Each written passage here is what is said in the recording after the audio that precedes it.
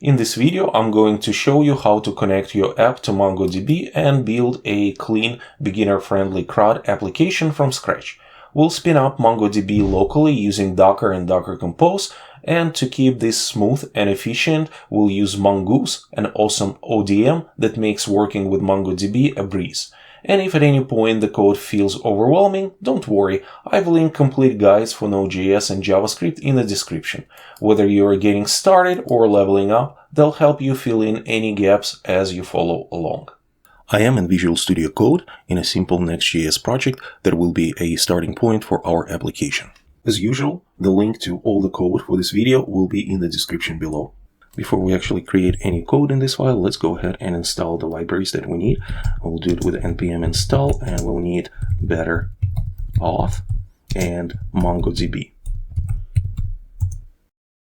The easiest way to set up MongoDB for development is to use Docker, so please be sure you have a Docker desktop installed on your local machine.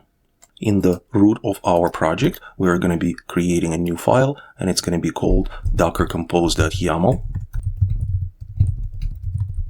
And in this file, we're going to put the following code. This is a very simple Docker Compose code. So we're going to have one service, which will be a MongoDB. We'll be using image Mongo 7.0. Container name will be Next.js better auth cognito. We will be using the standard MongoDB port 27017, which we will map to the internal port in the container 27017. The environment variables will be username admin. Password will be password, and the database name will be task manager. Then we will define the volumes and the networks. So let's go ahead and spin up the Mongo database with the command docker compose op-d. And if you don't have a container, Mongo 7.0, it will take some time to pull it. In my case, I already have the container pulled, so I have MongoDB spun up fairly fast. Finally, let's go ahead and define environment variables. We're going to create .env file in the root of our project. And here we're going to put the following variables. And then we're going to define a MongoDB URI. We'll use a MongoDB protocol. Username will be admin, password will be password, and we will be connecting on localhost and port 27017, and the database name will be task manager. We have MongoDB set up locally. Let's go ahead and create CRUD, or create, read, update, and delete functionality for the tasks in our application. But before we do it, if you are enjoying this video, please hit the like button and subscribe to our channel for more videos like this. To make things a little bit easier from the database communication perspective, we're going to be using Mongoose. Mongoose is object document mapper. It will basically map the models from the database to our application. And if you worked with relational database, the counterpart of Mongoose will be object relational mapper, such as SQLize or Prisma. Let's install Mongoose with the command npm install Mongoose. In the lib folder, let's create a new file called MongoDB.cs. In this file, we're going to put the following code to configure connection to Mongo database using Mongoose. The code looks a little bit complex, but this is because we are accounting for caching to avoid multiple connections when TurboPack reloads. So we will import Mongoose from Mongoose, and then we'll create MongoDB URI. We'll use environment variable MongoDB URI. So next, we're going to create an interface that's called cached connection. Then we're going to declare global Mongoose cache. Next, we're going to have the cached connection and assign global Mongoose cache to it. And if there is nothing cached, we're going to assign connection null and promise null to global Mongoose cache. Next, we will be exporting the function connect to database, and this function will be actually using cache to account for multiple connections. So if there is cached connection, we're going to return that connection. If there is no cached connection, we're going to be basically creating a connection, and then we will be caching it.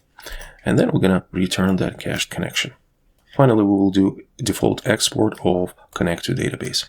Next, we need to create a task model for Mongoose to use. So in src folder, let's create another folder called models. And in this folder, we're going to create a file called task.ts, and this will be a task model, so the name of the file is capitalized.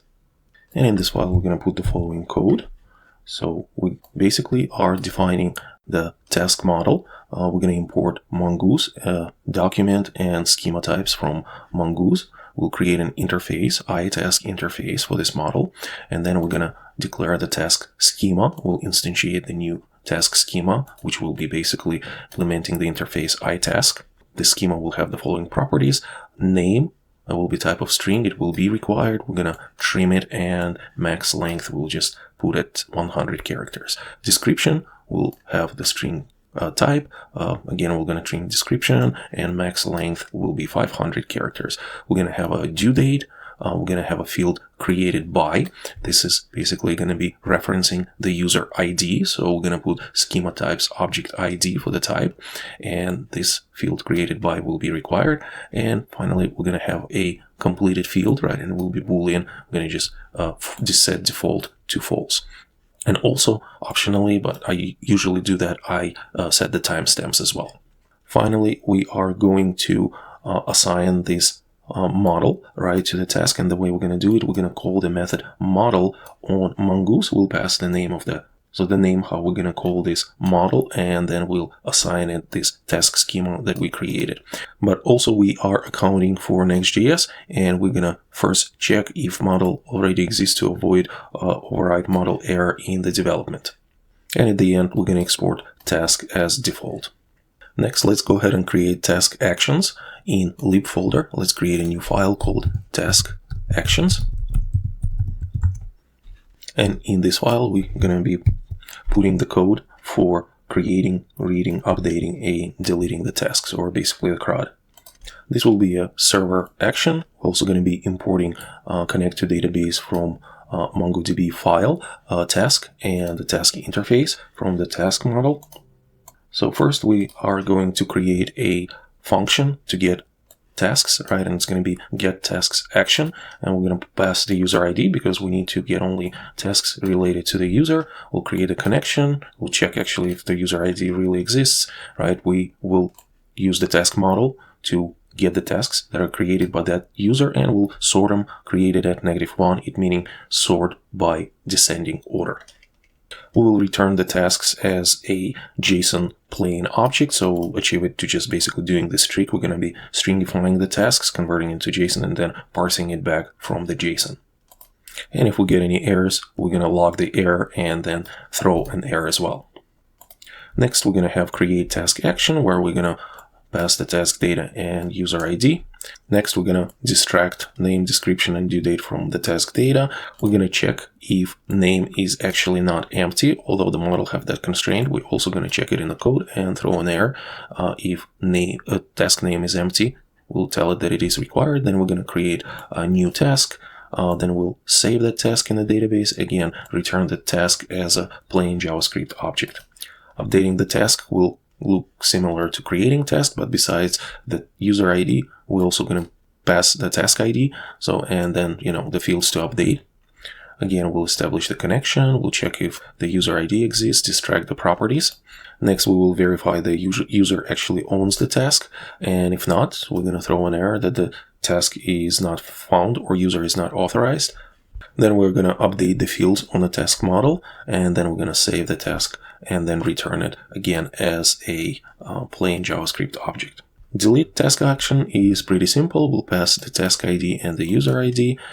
We establish connection, check for the user ID, verify the task belongs to the user, and then we're just going to use delete one method on the task model to delete the task by ID. Finally, we have another action to toggle task completed action, so the user can check the task as completed or uncompleted. So this will be fairly simple function. We will really wrap around update task action, and we'll just pass the task ID and complete it, whichever not the current status of the task and the user ID. The backend is done, so let's create the front end. So we're gonna go to app, routes, tasks, right, and update the tasks route. Currently, it is kind of empty. It basically says there is no tasks right here, right? So let's go ahead and update the code, and we're going to put the following code in here. So what we are basically doing, and what is new to this code, is we are importing some redirect and headers and the navigation, and most importantly, the task component. And on this tasks page, we'll need to grab the tasks, and we're going to be using get tasks action, and we're going to call it server side. And in order to grab the tasks belonging to the user, we will actually need the user's ID. So we're going to get the headers. We're going to get the session. We're going to check, right, if there is session. If there is no session, we're going to redirect to the home page, meaning the user is not authenticated. And then we're going to grab the user from the session and get the user ID from that user. As I said before, we're going to grab the tasks using get tasks action and pass the user ID to it. And then towards the bottom, right, we're going to have the tasks content component where we pass it the initial tasks that we got on the server side, and then also we'll pass it the user ID. In the components folder, let's go ahead and create tasks content.tsx file.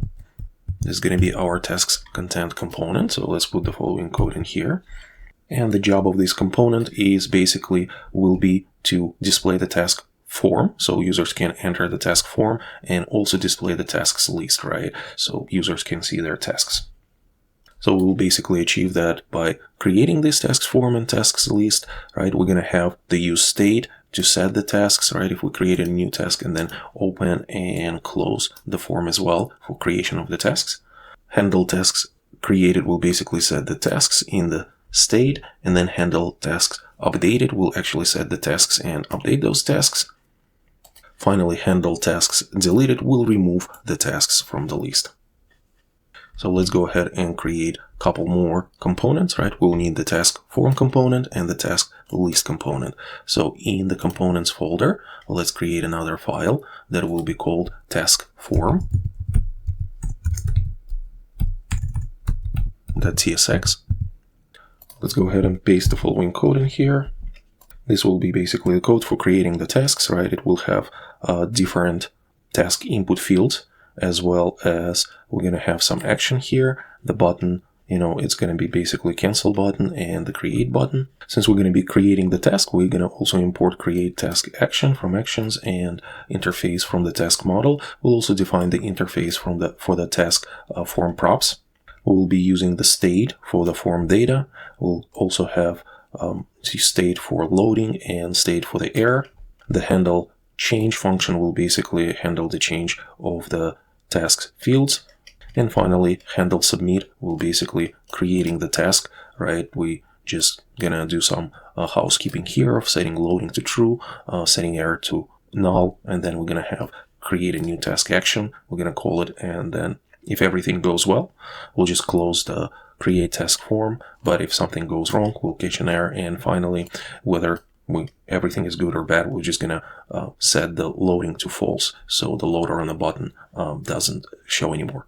The next up is task list component. Let's create this file in the components. We'll call it task list.tsx. I'm gonna put the following code in there. The task list component will be a little bit of involved, right? We're gonna actually update the tasks in this component. We're going to be deleting the tasks, and we're going to be toggling the task as completed. So we're going to have the interface for task list props. We're also going to have an interface for edit form data. There's going to be a bunch of states right here that we're going to be using use state. Then we're going to have a handle edit start, right? So it's just basically we'll open the editing form. We're going to have handle edit cancel that will close the editing form. Obviously, we'll have also edit change where we're editing the task form data. And the edit submit will actually use the action of updating the task that will run on the server side that we created. If everything goes well, we'll call on task updated and pass it the updated task. And then if something goes wrong, obviously we'll throw an error.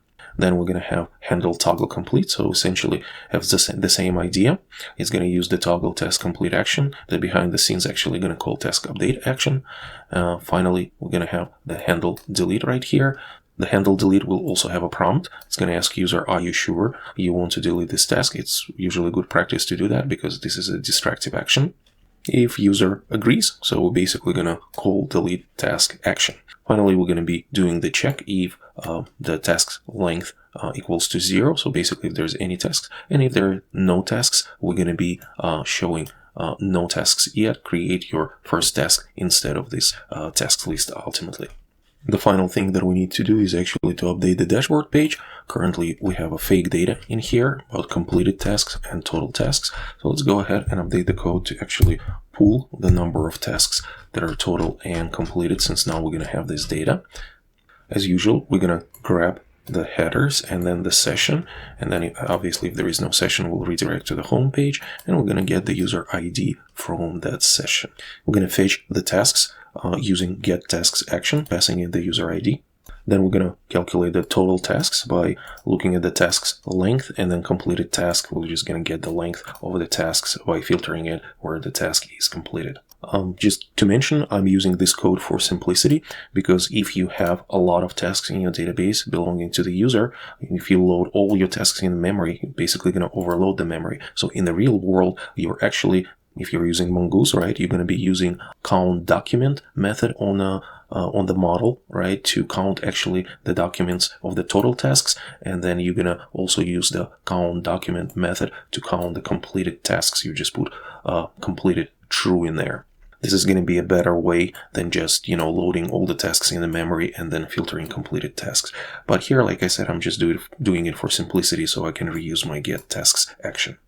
And then we're going to be using total tasks and completed tasks in the UI to display total and completed tasks to the user.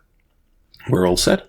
Let's go ahead and spin up the application with npm run dev and test our code.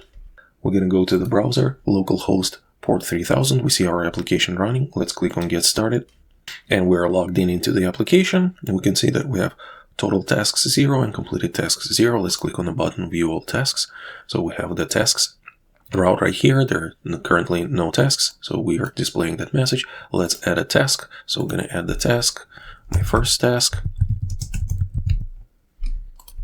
And description, this is my first task. And then we're going to click Create Task, and the task is created. Also create another task. Let's say put it second task. All right, now we have two tasks. So you can obviously update the task, right? If we can click on the edit task, we're going to put the description, my second task. You can also complete your task. Let's complete the first task. And if we go to the dashboard, we can see now that we have two total tasks and completed one task. And if we go to view tasks, right, maybe we want to delete the task. We click on delete. We are prompted if we want to delete the task. Again, this is a fast way to do it. Obviously, to do it properly, you need to create a model. So, and then when user clicks OK, the task is deleted. And this is how you can create a CRUD for your application for entities such as task using MongoDB and Mongoose ODM. As you've probably noticed, this CRUD application includes user authentication. If you'd like to learn how to add secure authentication to your own Next.js app, be sure to check out my video, How to Build Secure Next.js Authentication, where I walk through the entire process step by step.